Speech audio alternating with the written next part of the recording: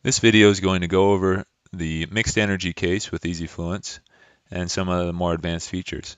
So here I've set up two 6x beams and two 18x beams. I've weighted them. We recommend that you weight them up front so you get approximately the weighting that you want on the output.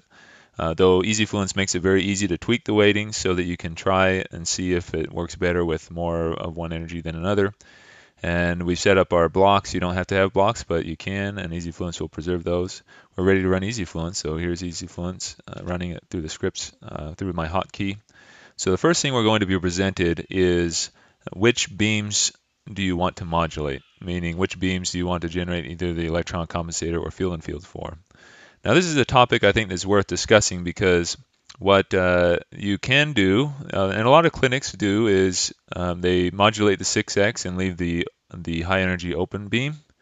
But I want to talk a little bit about why you might want to consider actually modulating the high energy beam and leaving the 6x open. This is a demonstration of what happens if you have an open field 6x on top here, and then modulating the high energy beam to make up the difference for the homogeneous dose distribution.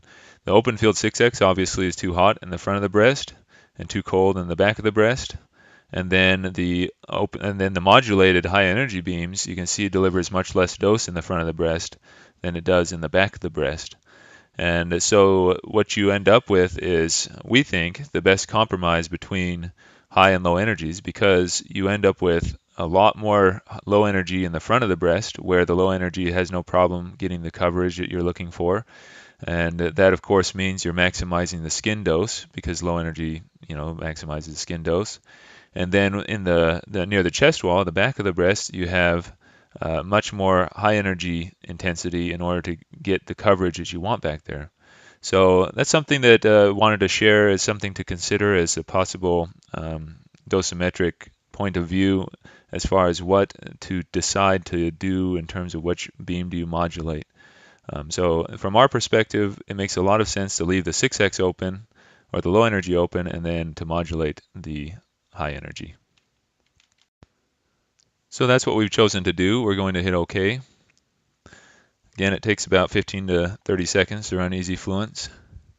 And it will, of course, leave the 6x energy beams open. And so the high energy beams are going to be modulated to fill in the rest. So if you click on the fluence pattern, these are the high energy beams, fluence patterns. And you have your DVH curves. You can, of course, set the hotspot to whatever is appropriate. Let's try 110 in this case. And then, again, it's just dragging to the right or to the left, depending on how hot you want in the center of the breast. If we set this 105, you can see it's maybe a little bit too much 105 in there. And drag this down here. And maybe you don't like the coverage in the middle now in the skin dose. There's actually a button that we added in this version where basically you start from deciding what your V105 that you want is. So let's say you are happy with 24%, or perhaps you want a little bit lower. So let's say 21%. You click this button. That V105 won't change all that much, maybe 1% or so. But everywhere that it can, EZFluence is going to try to maximize, and you can click it multiple times, in fact. It's going to try to maximize the sub V105 dose without changing that V105. So you see here, it's getting closer to V105 in the middle of the breast without adding any V105. And it even creates a new snapshot. So you can try it multiple times, and sometimes it gets you a little bit hotter in the middle. And then just go between the snapshots, whichever one you like. You can use after you've selected this snapshot combo box, you can just use the arrow keys to change it, and you can then see a quick comparison between the snapshots. So that's a nice way you can see this breast almost has like a cliff here. And so there's obviously a significant difference in separation from this part of the breast and this part of the breast. So you have a case where it might make a lot of sense to maximize this, any dose that's less than 105%, in order to get more coverage up here where the separation isn't as good. And down here it's limited by what your hotspot is.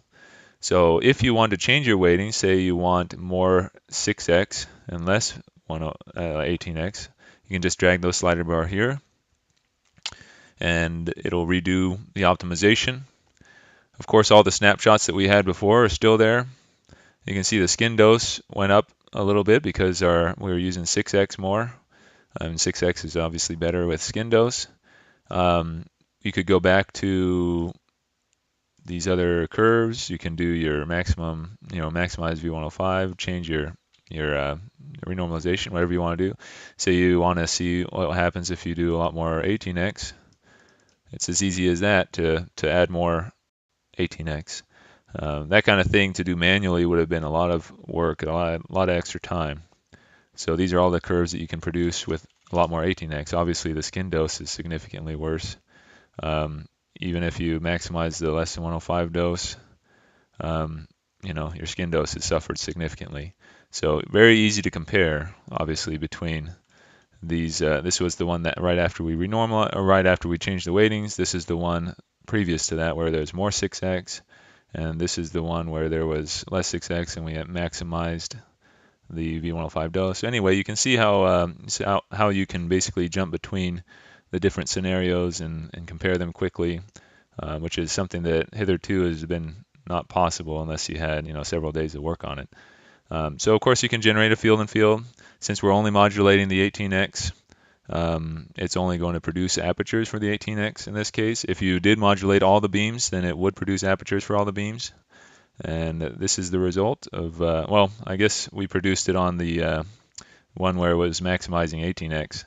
But in any case, our subfields, you can inspect them, you can compare the results. We actually generate two field and field that you can look at, see which one you like. And here's the ecomp. So ecomp, I'm going to press down, that's field and field B. Here's field and field A. So you can kind of see I'm just swapping between these different curves, how the DVH is compared between them. There's ways that you can manually edit it, but now it's just a matter of whether you want to export field and field or Fluence, and then you're off.